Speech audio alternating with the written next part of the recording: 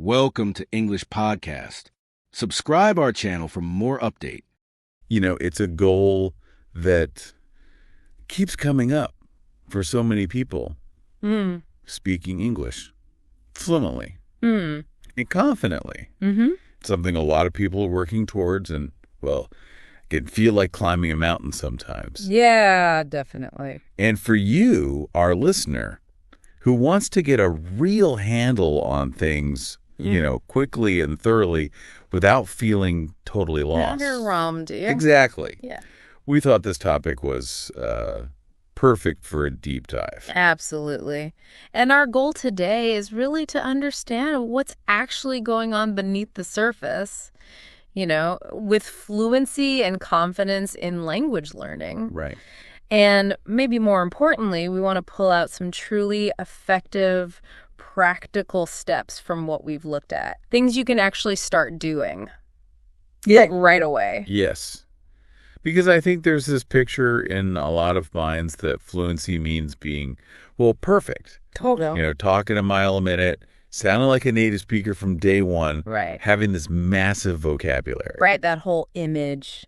But what we've seen really challenges that idea. At its core, fluency seems to be more about, well, your thoughts flowing smoothly into spoken words. Without getting stuck. Yeah, without getting stuck on grammar rules or constantly translating everything in your head. And that's really where confidence connects, isn't it? How so? Well, it's not about having a flawless command of English, but it's more about being willing to communicate. Okay. Even when you're not 100% sure, even if mistakes happen. And it's worth remembering that everyone, even native English speakers, they misspeak. Oh, all the time. They make grammatical slips now and then. It happens. Okay, let's dig a bit deeper into this then. What does that difference between fluency as flow versus fluency as perfection really look like, you know, when someone's actually talking? Well, it's interesting how often learners connect fluency with like having a native-like accent. But the research and what we've seen suggests that the real sign of fluency is just the ability to express your thoughts coherently. Coherently, okay. Without those really long pauses where you're, you know, translating or trying to figure out the grammar. It's more about the ease of expressing yourself. And this idea of confidence. Being okay with not knowing everything. Yeah. That might seem a bit counterintuitive to some people. Yeah, maybe. How can you feel confident when you feel like you're constantly hitting walls, things you don't know how to say? That's a key shift in perspective, I think. Yeah. Confidence here grows from your willingness to actually use the language, even with the imperfections. Okay. One of the sources we looked at shared a really impactful piece of advice from a Spanish teacher. Oh, yeah. She said, the people who improve the most are the ones who aren't afraid to speak badly. Wow. Okay. Speak badly. Yeah. It really highlights that bravery in speaking, even if it's imperfect, is just a massive driver of progress.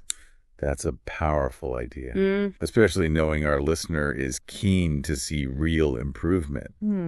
So this willingness to make mistakes, how does that actually lead to faster progress? Like, what's the mechanism? Well, if you look at the bigger picture, when learners actively speak, even making errors, they're getting immediate real-world practice. Right. Forming sentences, pulling words from memory. Active use? Exactly. This active use solidifies what they're learning much more effectively than just, say, passively studying grammar rules. Right, like reading a textbook. Yeah. The focus shifts from trying to construct these perfect sentences in your head to the actual act of getting your message across. Communication. Okay, that makes a lot of sense. Now let's move on to some really practical steps. The first one that kind of jumped out was the importance of speaking. As much as you can, every single day. Why is that daily practice so vital? Well, consistent daily interaction with the language, especially speaking, it helps build and strengthen those neural connections in your brain, the ones related to English. Okay. Think of it like training any other skill, really. The more regularly you practice, the more automatic and efficient it becomes. Muscle memory for the brain. Kind of, yeah. Even short periods of daily speaking keep the language active in your mind. It stops it from getting rusty. And one specific technique mentioned was talking to yourself. Now, I can see why some people might feel a bit odd doing that. Sure, a bit self-conscious, maybe. Yeah. Yeah. Can you explain how this actually helps with fluency? What's really insightful here is how talking to yourself pushes your brain to actively create English sentences in real time. So by describing what you're doing as you go about your day, like, okay, I'm making coffee now, or where did I put my phone? Mundane stuff. Yeah, exactly. You're essentially practicing thinking directly in English rather than thinking in your native language first and then translating. Right, cutting out that middle step. Precisely. Yeah. And this gradual move away from translation towards direct English thought, that's really a cornerstone of developing fluency. That makes perfect sense. Okay. It's like, yeah, cutting out the middleman. Yeah. Okay, another technique that came up was shadowing. Ah, yes. Shadowing. For someone who hasn't encountered this before, what exactly is it and what are the benefits? So shadowing basically involves listening to a native English speaker Okay. and repeating what they say almost at the same time, like right after them, as quickly as you can. So you're literally their shadow vocally. Exactly. You try to mimic their pronunciation, their intonation, the rhythm of their speech as closely as possible. And looking at the broader picture, this is just a fantastic way to internalize the natural flow of spoken English. Okay, the flow. Yeah, and improve your pronunciation without having to specifically study like phonetic rules. And you develop a feel for natural sentence structures. Where would you find material for this? Oh, podcasts are great. Or YouTube videos, lots of natural speech there. Gives you access to a whole range of accents and speaking styles, too. It sounds quite challenging, though, especially at first. Oh, it definitely can be. Yeah. But the sources suggest it leads to a really noticeable improvement in how smoothly someone speaks.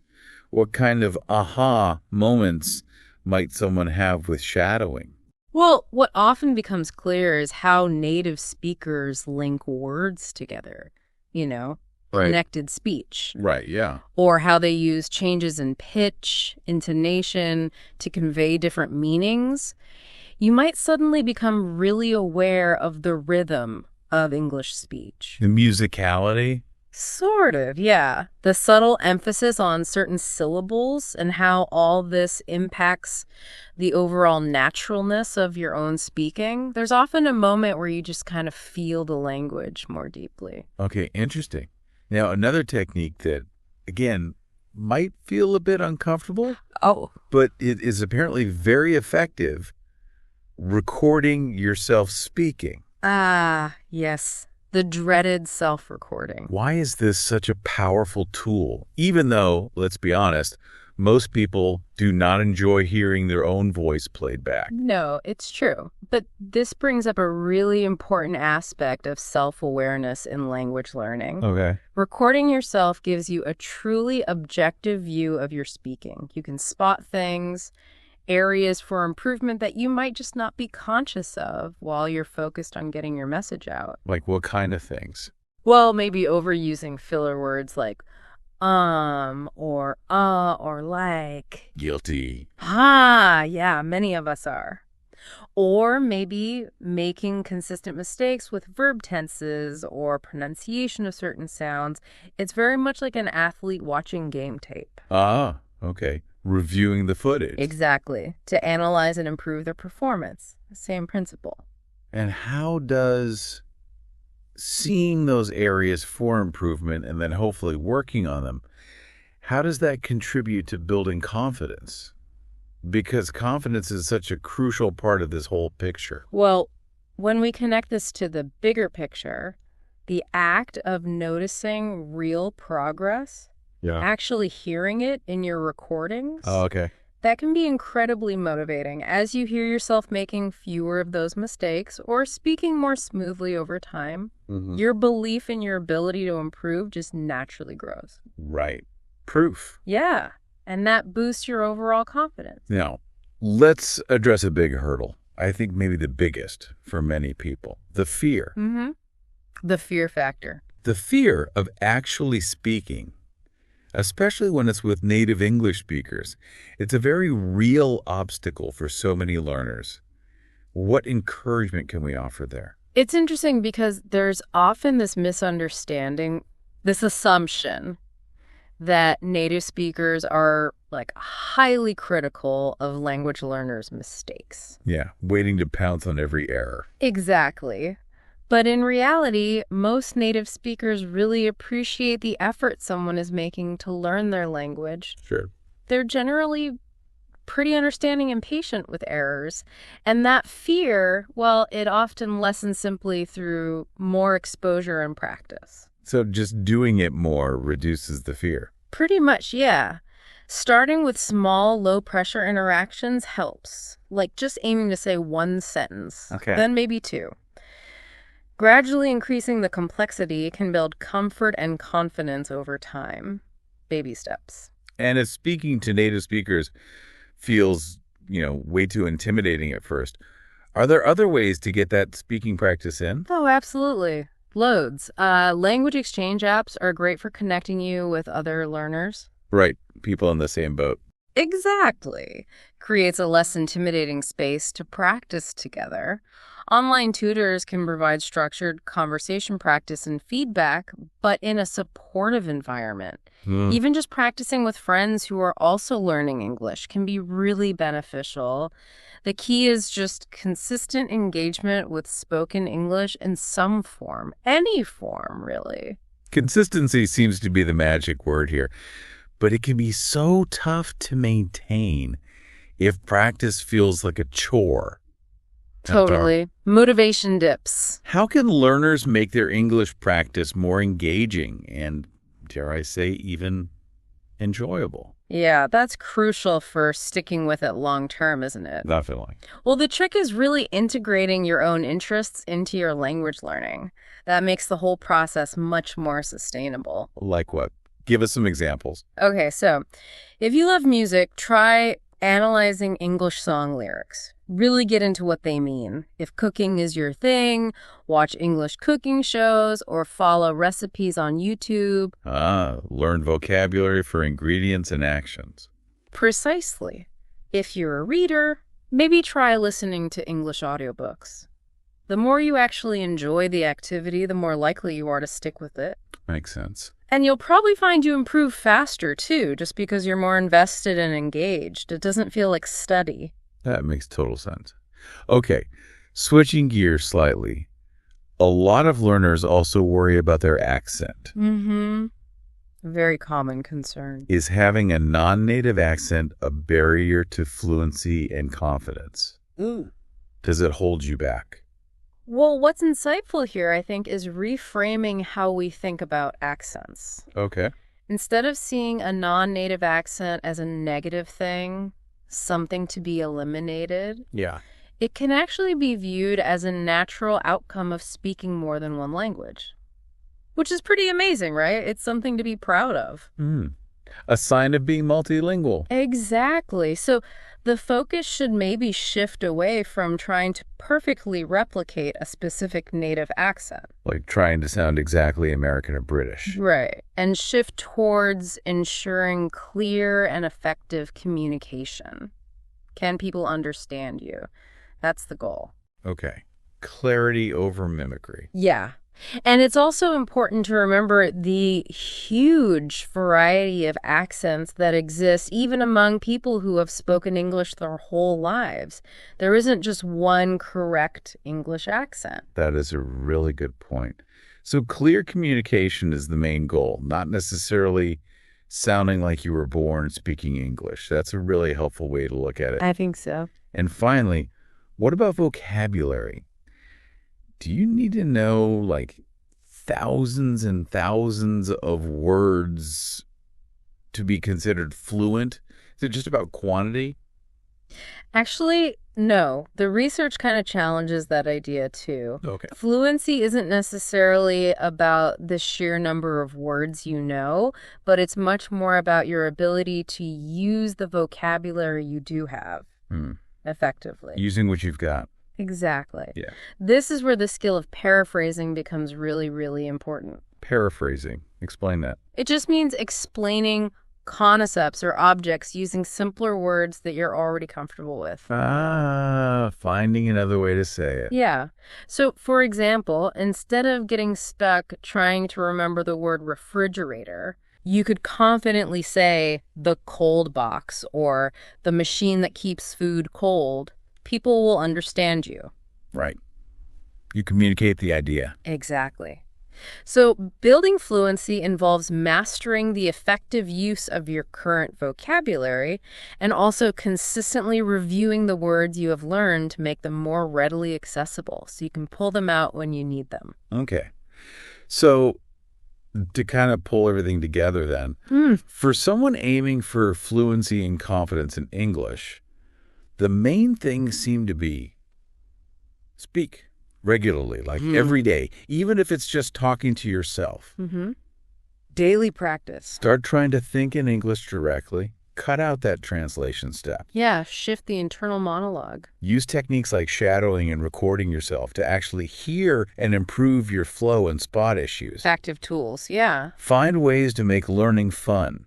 Connect it to your interests so you actually stick with it. Crucial for motivation. And importantly, don't let the fear of making mistakes or having an accent stop you from actually opening your mouth and speaking. That's the core of it, really.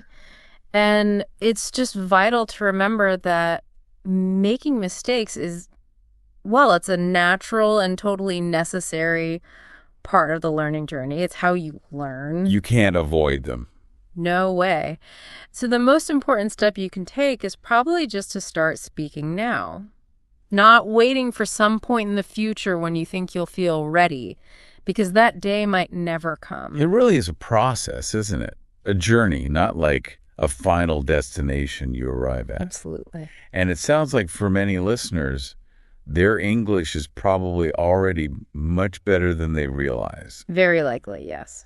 And it will only keep getting better with consistent effort and a positive mindset about it all. Which brings us maybe to a final thought for you, our listener. Okay. What's one small thing, just one, that you can do today, right after listening to this deep dive, that involves speaking English? Even just a tiny action.